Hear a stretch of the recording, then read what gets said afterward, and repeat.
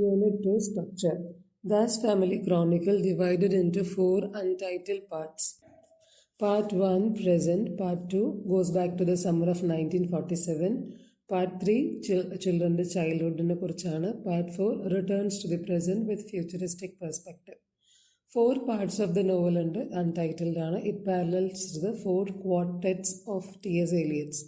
ഒരു ഇൻ്റർവ്യൂവിൽ ദേശായി സ്റ്റേറ്റ് ചെയ്യുന്നുണ്ടായി clear light of day was an attempt to write a 4-dimensional piece on how a family's life moves backwards and forwards in a period of time. Fourth dimension ഇവിടെ ടൈമാണ്. Time is the preserver and the destroyer. ഇവിടുത്തെ theme എന്താണ്? Paradox of change and continuity. So ഇതാണ് ആ ഒരു structure എന്ന് പറയുന്നത്. 4 parts ഉണ്ട്. It parallels to the 4 quartets of T.S. Eliot's. ഇൻ്റർവ്യൂവിൽ പറഞ്ഞ എന്താണ്? 4th dimensional piece ആണ് ഈ ഒരു story. How A families life moves backwards and forwards in A period of time. ഇവിടെ 4th dimension എന്താണ്? ടൈമാണ്. ഇനി സ്റ്റോറി ലൈൻ പറയാം. 4 കുട്ടികളാണ് ദാസ് ഫാമിലിയിലുള്ളത്. ബിംല, രാജ, താര, ബാബ. ബിംലയാണ് എൽഡസ്റ്റ്. രാജയും ബാബയുമാണ് ബ്രദേഴ്സ്. താര യങ്ങർ സിസ്റ്റർ. ഇതിൽ ബാബ ഓട്ടിസ്റ്റിക് ബ്രദറാണ്. ഇവിടെ പാരൻസ് ഒബ്സഷൻ വിത്ത് കാർഡ് ഗെയിമിനെ കുറിച്ച് പറയുന്നുണ്ട്. ബിം ആൻഡ് രാജ ഈ സിബ്ലിങ്സ് ഭയങ്കര ഭയങ്കര ക്ലോസ് ആണ്. Interest in literature and music അവരെ ഭയങ്കര ക്ലോസ് ആക്കി. അത്രയും കൂട്ടാണ് അവർ. രാജ TB ആയിട്ട് ഇല്ലായിരുന്നപ്പോൾ ബിമ്മാണ് ആളെ നഴ്സ് ചെയ്തത്. അതുപോലെ രാജയുടെ മാരേജോട് കൂടിയാണ് അവിടെ ഒരു ഡ്രിഫ്റ്റ് ഹാപ്പൻ ചെയ്യുന്നത്. രാജ മാരേജ് ചെയ്യുന്നത് ഹൈദർ അലിയുടെ ഡോട്ടറിനെയാണ്. And who was Hyder Ali? Hyder Ali was the mentor and landlord. ഇവർ റെൻറ്റിന് താമസിക്കുന്ന വീടിൻ്റെ ഓണറാണ്. അതായത് ഇവർ ടെനൻ്റായിട്ട് അവിടെ താമസിക്കുകയാണ്. അലീസിൻ്റെ ഡെത്തോടുകൂടി രാജ എന്ത് ചെയ്യുന്നു? എല്ലാ പ്രോപ്പർട്ടീസും ഇൻഹെറിറ്റ് ചെയ്യുന്നു. അങ്ങനെ വീണ്ടും ഒരു റിഫ്റ്റ് വരുന്നതിന് കാരണം എന്ന് പറഞ്ഞാൽ ഒരു ലെറ്ററാണ്. Raja sent a letter to Bim demanding the same rent and said that he would never increase the rent or sell the property. So he is actually showing up his generosity. So അത് ഭയങ്കര ബിമ്മിനെ ഭയങ്കരമായിട്ട് ബിമ്മിൻ്റെ പ്രൈഡിനെ ഭയങ്കര വൂണ്ടഡ് ആക്കി എന്നാണ് പറയുന്നത്. Tara marriage ചെയ്യുന്നത് ബക്കുലിനെയാണ്. Bakul is an IFS officer now. ഇപ്പോൾ ഇവർ ഇന്ത്യയിലേക്ക് വന്നിരിക്കുകയാണ് രാജയുടെ ഡോട്ടറിൻ്റെ മാരേജിന്. മൊയ്ന എന്നാണ് ഡോട്ടറിൻ്റെ പേര്. 2 other ഫാമിലീസ് ഇവിടെ ഫസ്റ്റ് പാർട്ടിൽ ഇൻട്രൊഡ്യൂസ് ചെയ്യുന്നത് മിശ്ര ഫാമിലി. അവിടെ സിസ്റ്റേഴ്സും ബ്രദേഴ്സും ഉണ്ട്. മിശ്ര സിസ്റ്റേഴ്സാണ് സർല, ജയ. ഇനി മിശ്ര ബ്രദേഴ്സും ഉണ്ട്. അതിലിനി മൽക്ക് മിശ്ര വരും. പിന്നെ അലിയുടെ ഫാമിലിയാണ്. അലിയുടെ ഫാമിലിയിൽ മെയിനായിട്ട് ഹൈദർ അലിയുടെ ഡോട്ടർ ബേനസീർ. ഈ ബേനസീറിനെയാണ് രാജ മാരേജ് ചെയ്തിരിക്കുന്നത്. ഓക്കെ, ഇനി അടുത്ത ദേശായി യൂസ് ചെയ്യുന്ന ടെക്നിക്സ് പറയാം. Mainly focused on the inner world of her characters. According to Desai, limiting parameters of Indian English women writers are lack of imagination, courage, nerve, gusto which means enthusiasm, ironic tone, inspired criticism. ഇതൊക്കെയാണ് കുറവുകൾ Indian English women റൈറ്റേഴ്സിൻ്റെ ചില limiting parameters ആയിട്ട് പറയുന്നതാണ്. And also they are unable to throw off the habits of criticisms and unobtrusive. അത് ആ ഒരു not ചെയ്യാതിരിക്കുന്ന ആ ഒരു സംഭവം, ആരും നോട്ടീസ് ചെയ്യാതെ എഴുതുന്ന ആ ഒരു രീതിയിൽ നിന്നും വ്യത്യസ്തരാകാൻ അവർ താല്പര്യം കാണിക്കുന്നില്ല എന്നുള്ളത്. Main interest of Desai in all her major works എന്ന് പറഞ്ഞാൽ sustained concern with the fragmentation of reality, അതുപോലെ അതിൻ്റെ impact on human psyche. She tries to capture the prismatic quality of reality. അതായത് റിയാലിറ്റിയുടെ പല പല പേഴ്സ്പെക്റ്റീവ്സ് ആണ് ആളത് കാണിച്ചുകൊണ്ടിരിക്കുന്നത് ആളുടെ സ്റ്റോറിയിൽ. ഇതിന് അങ്ങനെ ആ ഒരു പലതരം പേഴ്സ്പെക്റ്റീവ്സ് കാണിക്കുക എന്നുള്ളത് നമുക്ക് ബിമ്മിനെ തന്നെയാണ് കാണാൻ സാധിക്കുന്നത്. About truth and reality. Reality is merely 1/10 visible section of the iceberg that one sees above the surface of the ocean. Art remains 9/10 of it that lies below the surface. That is why it is more near truth than reality itself.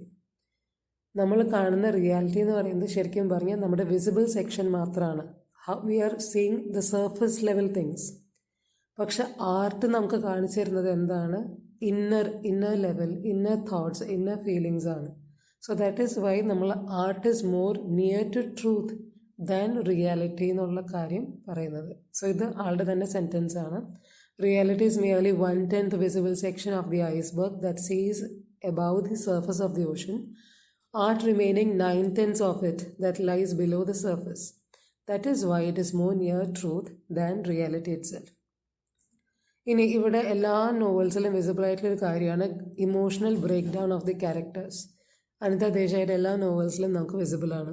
അതുപോലെ ഈ നോവലിൽ partition backdrop main background ആയിട്ട് നമ്മുടെ ആ ഒരു partition കാലഘട്ടം 1947 ആ സമയത്ത് പാർട്ടീഷൻ അത് കാണിക്കുന്നുണ്ട് ബാക്ക്ഗ്രൗണ്ട് ആയിട്ട്. പക്ഷെ ഒന്നും ഇംപ്ലിസിറ്റായി പറയുന്നില്ല, entirely from the perspectives of a characters. In this novel time is seen in relation to youth and age. നമ്മൾ മൾക്ക് മിശ്രയുടെ മ്യൂസിക്കൽ കൺസേർട്ട് വരും. ബിമ്മിൻ്റെ ആ ഒരു സെൽഫ് റിയലൈസേഷൻ പോയിൻ്റാണ് അവിടെ. അപ്പോൾ അതിൽ മൽക്കിൻ്റെ വോയിസിനെ കുറിച്ചും ഗുരുവിൻ്റെ വോയിസിനെ കുറിച്ചും ഒരു കമ്പാരിസൺ നടത്തിയിട്ടാണ് ബിമ്മിൻ്റെ ആ ഒരു റിയലൈസേഷനെ കുറിച്ച് പറയുന്നത്. സോ അവിടെ മൽക്കിൻ്റെ വോയിസ് എന്ന് പറയുന്നത് അതൊരു യങ് പേഴ്സൺ ആണ്. So youthfulness, clear, young, sweet അങ്ങനത്തെ വോയിസ് ആണ്. ഗുരുവിൻ്റെ കുറച്ചും കൂടെ sharp, little cracked, bitterness of experiences, frustrations അങ്ങനത്തെ കുറച്ച് വിവിഡ് ഇമേജറി എല്ലാം തന്നിട്ടുണ്ടെന്നാണ് പറയുന്നത്.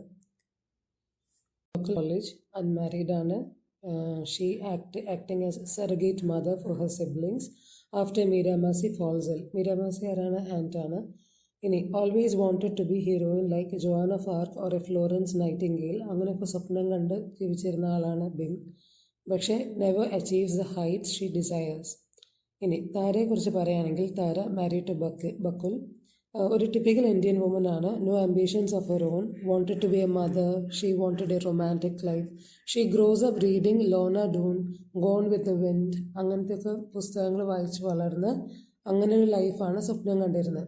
ബിം ആണെങ്കിൽ കുറച്ചും കൂടി interested more in facts, history, chronology അതിലാണ് കുറച്ചും കൂടെ ബിമ്മിൻ്റെ ഇൻട്രസ്റ്റ് ഉള്ളത്. താരസ് മാരേജ് ഇസ് ആക്ച്വലി ഒരു എസ്കേപ്പാണ്. Bakul reinforces this idea when proposed her. While proposing, he said, "This place is bad for you. So much sickness, so many worries. You are too young for all this. I must take you away." അങ്ങനെ പറഞ്ഞിട്ടാണ് propose ചെയ്യുന്നത്.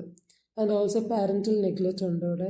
താര always an outsider. BHIM ആണെങ്കിൽ ഭയങ്കര teachers പെറ്റാണ്. And eldest ആയതുകൊണ്ട് ബിമ്മിൻ്റെ ഭയങ്കര dominance ഉണ്ട്. അത് രണ്ട് ഇൻസിഡൻറ്റിലാണ് ക്ലിയർ ആയിട്ട് കാണിക്കുന്നത്. One is a smoking incident, second one hair cutting incident. Bim represents power and aggression. Tara is actually എന്താ പറയുക കുറച്ചും കൂടെ ഭയങ്കര ഫിയർഫുള്ളാണ്. ആൻഡ് ഓൾസോ ആ ഒരു സബ്മിഷൻ നമുക്ക് കാണാൻ പറ്റും. And her escapist tendency we can see at Lodhi Gardens bee attack സിറ്റുവേഷനിൽ നമുക്ക് കാണാം. പക്ഷേ later Tara is asking for Bim's forgiveness. ബിംസിൻ്റെ ജനറോസിറ്റി ഇപ്പോൾ റിവീൽ ആവുന്നുണ്ട്. അങ്ങനെ ബീസ് അറ്റാക്ക് ചെയ്യാൻ വന്നാൽ ഓടണം, അവിടെ നിൽക്കാൻ പാടില്ല, യു ഷുഡ് സ്റ്റേ അങ്ങനെ പറഞ്ഞ് ബിം അവിടെ കാണിക്കുന്നുണ്ട്. പിന്നെ ബിമ്മിനെ പറയുകയാണെങ്കിൽ ബിമ്മിന് ഭയങ്കര ചാരിറ്റി പ്രവർത്തനങ്ങൾ ഭയങ്കര കൂടുതലാണ്. For Tara charity is disgust and revulsion. ഒരു ഹോസ്പിറ്റൽ ഇൻസിഡൻറ്റിൽ ഫുഡ് സെർവ് ചെയ്യുന്ന ഒരു ഭാഗത്ത് എന്ത് ചെയ്യുന്നത്, Tara feels vomiting by seeing all those things. അപ്പം അങ്ങനെ ഭയങ്കര ഒരു ഡിസ്ഗസ്റ്റിംഗ് ആണ് താരയ്ക്ക് അത്. പക്ഷെ despite Tara self centredness, she acted as a mediator between Bim and Raja. അവരുടെ റിലേഷൻഷിപ്പിൽ ഒരു ക്രാക്ക് വന്നപ്പോൾ അത് പാച്ചപ്പ് ചെയ്യാനായിട്ട് കൂടുതൽ ട്രൈ ചെയ്തിരുന്നത് താരയും താരയുടെ ഹസ്ബൻഡ് ബക്കുലുമാണ്. Also notices Bim is over thinking and strained. He complains, അതായത് ഇതിനെക്കുറിച്ച് ബക്കുലിനോട് പറയുന്നുണ്ട്. ആൻഡ് ഓൾസോ നെയ്ബേഴ്സ് ആയിട്ടുള്ള മിശ്ര സിസ്റ്റേഴ്സിനോട് അവളുടെ വെറീസിനെ കുറിച്ച് പറയുന്നുണ്ട്. ബിം ഇങ്ങനെയാണ്, ബിം ഇങ്ങനെ നടക്കുന്നത് എന്നൊക്കെ പറഞ്ഞ്. Characters grow in Anita Desai's novel. Their perspectives do change, not the same in the beginning. ഇതിപ്പോൾ പ്രസൻറ്റ് കാര്യമാണ്. ഇപ്പോൾ കുറച്ചും കൂടെ താര കൺസേൺഡ് ആണ്. എന്നാൽ ഇനി നമ്മൾ ചൈൽഡ്ഹുഡിലേക്ക് പോകുമ്പോഴുള്ള താരയുടെ ആ ഒരു സ്വഭാവമല്ല ഇപ്പോൾ കാണിക്കുന്നത്. ബിക്കോസ് അവർ ഗ്രോ ചെയ്യുന്നുണ്ട്. അവരുടെ പേഴ്സ്പെക്റ്റീവ്, ആൾക്കാർ ഗ്രോ ചെയ്യുന്നതിനനുസരിച്ച് അവരുടെ പേഴ്സ്പെക്റ്റീവും അനിത ദേശായിയുടെ നോവലിൽ ഗ്രോ ചെയ്യുന്നുണ്ടെന്നാണ് പറയുന്നത്. So that is Bim Tara relationship. Next, treatment of time. Mulk Mishra and Guru singing incident ആണ് ഇതിൽ മെയിനായിട്ട്. This ones gives Bim's clearer insight into her own life. ഇവിടെ non linear time notion is reflected in Bim's approach to life. She tells Tara, there are these long still stretches, nothing happens, each day is exactly like the other, plodding, uneventful, and then suddenly there is a crash. Mighty deeds takes place, momentous events, even if one doesn't know it at the time. And then life subsides again into the backwaters till the next push, the next flood. That summer was certainly one of them, the summer of 47. അങ്ങനെ താരയോട് പറയുന്നുണ്ട്. Forwards and backwards movement is just a trip down the memory line for Anita Desai. Das house also becomes central motives of the structure because all the characters' thoughts are tied to the memories of this house. Bim realizes the reason for Tara's return home because it is a solid ground that was the house had been the lawn, the rose walk, the guava trees, the veranda, domain which is inseparable to Bim. That is, Bim cannot be taken away from that particular domain. She was so attached to it. And Bim was angry with Raja, burdened by the past. Bim was angry with Raja, burdened by the past. And a letter, അതുപോലെ he left the home, അങ്ങനെയൊക്കെ ഉള്ള രീതിയിൽ ഭയങ്കര ആംഗ്രിയാണ്. പക്ഷെ കൺസേർട്ടിൻ്റെ സമയത്ത്, അതായത് ഈ milk മിശ്രയുടെ ആ ഒരു എന്താ പറയുക കൺസേർട്ടിൻ്റെ സമയത്ത് ഷീ സിംപ്ലി ലിസ്ണിംഗ്. ഈ ഒരു stillness allows her to reflect rather than resist. It was a crucial realization for her. Time does not only destroy, it also preserves. അതിന് രണ്ട് കമ്പാരിസൺ പറയുന്നത് ഗുരുവിൻ്റെ വോയിസും അതുപോലെ മൽക്ക് മിശ്രയുടെ വോയിസുമാണ്.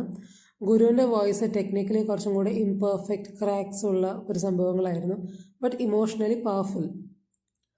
എന്നാൽ മൽക്ക് മിശ്രയുടെ വോയിസ് ഭയങ്കര സ്വീറ്റ്, ആക്സെപ്റ്റൻസ് ഉള്ള, ഭയങ്കര നമുക്ക് ഇഷ്ടം തോന്നുന്ന വോയിസാണ്. പക്ഷേ ഇത് രണ്ടും കൂടെ ചേർന്ന് പോകുന്നു എന്നുള്ളത് leads to the acceptance of imperfection and incompleteness. So she understood that broken relationships, failed dreams, and disappointments are still part of a meaningful whole. It softens her rigid anger to Raja. Music becomes metaphors for life, harmony and discord coexist. Meaning emerges only when one listens fully. Time can heal not by erasing the pain, but by giving new perspectives. ഇതൊക്കെയാണ്. അപ്പോൾ ആ ഒരു കൺസേർട്ടിൽ ഇങ്ങനത്തെ കാര്യങ്ങളെല്ലാം കൂടെ മനസ്സിലിട്ട് ബിമ്മ കുറച്ചും കൂടെ forgive ചെയ്യാനായിട്ട് തയ്യാറാവാണ്. കുറച്ചും കൂടെ ആ ഒരു മൈൻഡ് സോഫ്റ്റനാവുകയാണ് ചെയ്യുന്നത്. സോ അതൊരു ക്രൂഷ്യൽ സിറ്റുവേഷനാണ് ബിമ്മിൻ്റെ ആ ഒരു സെൽഫ് റിയലൈസേഷൻ എന്നൊക്കെ പറയാം.